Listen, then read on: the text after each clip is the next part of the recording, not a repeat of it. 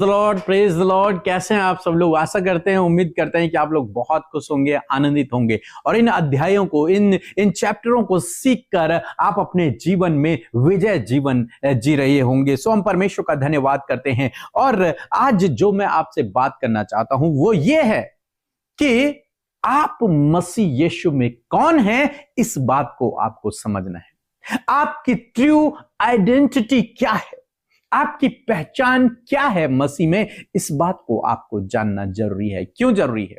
जब आप जानते हैं कि आप कौन हैं, तभी आप एक विजयी जीवन, एक जयवंत जीवन जी पाएंगे। अगर राजा की संतान को पता ही नहीं होगा कि वो राजकुमार है, तो वो नॉर्मल लोगों की तरह अपने जीवन को व्यतीत करेगा। लेकिन यदि उसे पता है कि मैं राजा की संतान हूं, तो वो एक जयवंत जीवन जिएगा। इसी प्रकार से आपको और मुझे, हम सब मसीह भाई बहनों को यह समझना जरूरी है कि हम मसीह में कौन है, हमारी आइडेंटिटी मसीह में क्या है, प्रभु ने हमें क्या बना दिया है और हम कौन हैं। एक वचन हम लोग पढ़ेंगे। पहली बात जो मैं आपको बता रहा हूं, यूहन्ना की किताब उसका 1 अध्याय 12 पद लिखा है, परंतु जितनों ने उसे ग्रहण किया उसने उन्हें परमेश्वर की संतान होने का अधिकार दिया, अर्थात उन्हें जो उसके नाम पर विश्वास करते हैं। यह आपकी पहली आईडी है। क्या आपकी पहचान है? क्या पहचान है? कि आप परमेश्वर की संतान हैं। समझे इस बात को, आप परमेश्वर की संतान हैं। कोई भी पिता अपनी संतान को दंड नहीं देता, अपनी संतान को नरक नहीं डालेगा, अपनी संतान को खुद समाप्त नहीं करेगा। एक अच्छा पिता अपनी संतान को हमेशा बचाता है, अपने पास रखता है और उसकी जरूरतों को पूरा करता है। तो जब आप इस बात को समझते हैं कि मैं परमेश्वर का बेटा हूं, उसकी संतान हूं, उसके घराने का सदस्य हूं, तो आप एक जयवंत जीवन जीने लग जाते हैं। आपको पता चलता है कि मेरा पिता जो स्वर्ग में है मेरी जरूरतों को पूरा करेगा, मेरा पिता जो स्वर्ग में है मुझे प्रोटेक्ट करेगा, मेरी ओर से लड़ेगा, मेरे संग में रहेगा। आप एक जयवंत जीवन जीने लगते हैं। आपको पता चलता है कि इस विपरीत समय में भी मेरा पिता मेरे साथ में है। तो पहली बात आपको यह समझनी है कि आप परमेश्वर की संतान हैं, आप परमेश्वर के बेटे और बेटियां हैं, परमेश्वर आपका पिता है। दूसरी बात हम लोग देखते हैं वो है इफिसियों की किताब उसका 1 अध्याय और 4 और 5 पद यदि आप पढ़ेंगे, लिखा है, जैसा उसने हमें जगत की उत्पत्ति से पहले उसमें चुन लिया और हम उसके निकट प्रेम में पवित्र और निर्दोष हों, और अपनी इच्छा की सुमति के अनुसार हमें अपने लिए पहले से ही ठहराया कि मसीह यीशु के द्वारा हम उसके लेपालक पुत्र हों। लिखा है हमें उसने पहले से ही चुन लिया। आप उसके चुने हुए लोग हो कि आप उसके पुत्र कहलाएं। आप उसके चुने हुए हो। लाखों करोड़ों की भीड़ से परमेश्वर ने केवल आपको चुना, आप पर उसकी दृष्टि पड़ी और आपको उसने चुना, आपको उसने बुलाया और अपनी संतान बना लिया। तो इस बात को आपको समझना है कि मैं एक चुना हुआ व्यक्ति हूं, मैं एक चुना हुआ व्यक्ति हूं। मीन्स आप परमेश्वर की दृष्टि में बहुत वैल्यूबल हैं, आप तुच्छ नहीं है, फिर आप बहुत इंपॉर्टेंट है, उसके आंख की पुतली के समान है।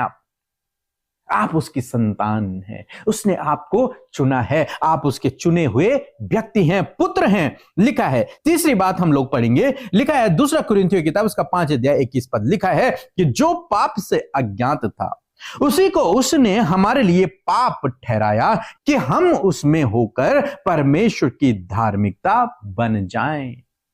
मीन्स प्रभु यीशु मसीह आपके लिए पापी बना ताकि आप और मैं धर्मी ठहरे। परमेश्वर की दृष्टि में आप और मैं क्या हो जाएं? धर्मी हो जाएं। तो मीन्स आप यदि प्रभु यीशु मसीह पर विश्वास करते हैं तो तीसरी आईडी आपकी यह है कि आप एक धर्मी व्यक्ति हैं। आप परमेश्वर की दृष्टि में एक धर्मी व्यक्ति हैं। इससे पहले हमने पढ़ा पवित्र और निर्दोष ठहरे। आप परमेश्वर की दृष्टि में एक धर्मी जन हैं। आप अपने कामों के अनुसार अपने आप को न आंकें, हो सकता है आप में कमियां हो, गलतियां करते हो आप, लेकिन आपकी धार्मिकता आप पर नहीं, परमेश्वर पर निर्भर है। परमेश्वर ने आपको धर्मी बनाया, आपने नहीं बनाया। आप अपने कामों से कभी धर्मी नहीं ठहर सकते। बाइबल कहती है तुम्हारे धार्मिकता के काम मैले चितड़ों के समान है मेरे सामने, लेकिन परमेश्वर ने आपको और मुझे धर्मी ठहराया है।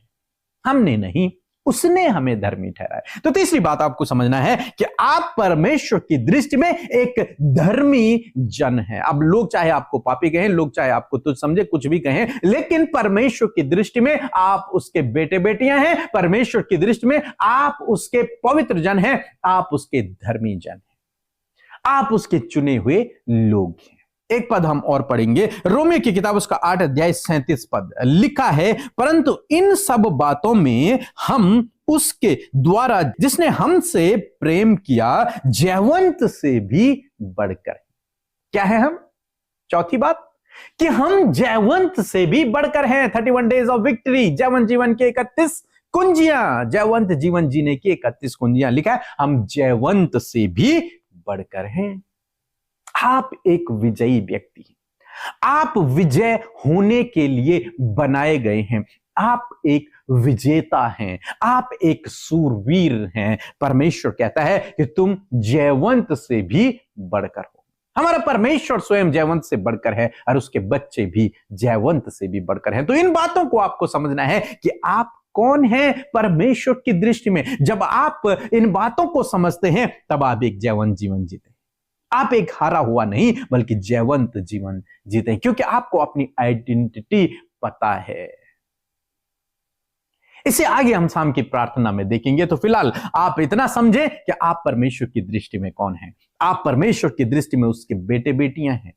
आप परमेश्वर की दृष्टि में उसके चुने हुए लोग हैं।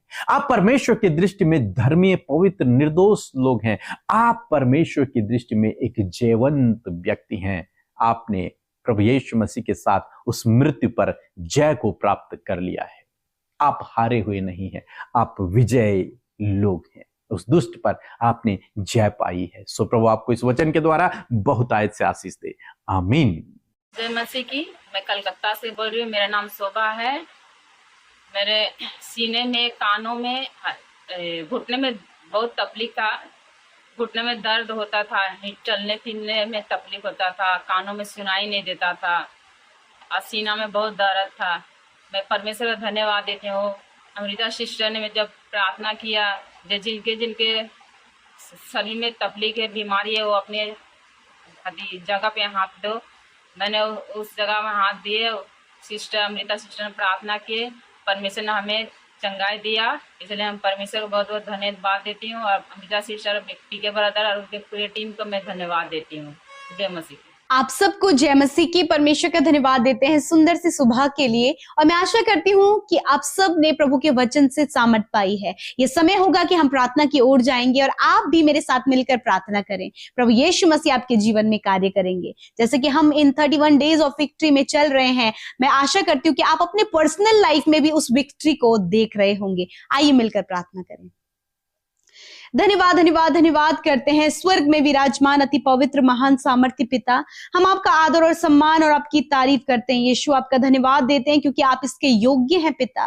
धन्यवाद करते हैं प्रभु, ये सुंदर पल आपने हमें दिया प्रभु जी। ये सुंदर शोभा तूने दिखाई प्रभु। रात भर में प्रभु तूने संभाला और सुरक्षित रखा प्रभु। तेरे स्वर्गदूत चारों ओर हमारे पिता आग की सी शहरपनाह बनकर प्रभु हमें प्रोटेक्ट करते हैं। इस बात के लिए धन्यवाद। इस दिन को परमेश्वर जो तूने हमें दिखाया और आज हम सब जीवित हैं, हम चाहते हैं आपकी मर्जी, आपकी इच्छा पूरी हो पिता, और आपके लोग आपके होली स्पिरिट के द्वारा गाइड किए जाएं। पवित्र आत्मा, हमें आपकी आवश्यकता है, आपकी जरूरत है। आप गाइड करें holy spirit. We need your presence holy spirit. धन्यवाद करते पिता। हर एक डाइवर्ट करने वाली बात, गलत सोच, गलत विचार, हर प्रकार की नकारात्मक बातों को हम आज्ञा देते हैं इसी वक्त, इस सुबह के समय इन भाई बहनों के जीवन से चले जाओ यीशु के नाम से। मैं धन्यवाद देती हूँ वचन के लिए, जब आपने वचन के द्वारा इस बात को बताया कि हमारी आइडेंटिटी प्रभु आप में क्या है। प्रभु हम सब प्रभु तेरे बेटे और बेटियां हैं पिता। जब प्रभु इन्हें लगता है कि प्रभु इनसे कोई भी प्यार नहीं करता,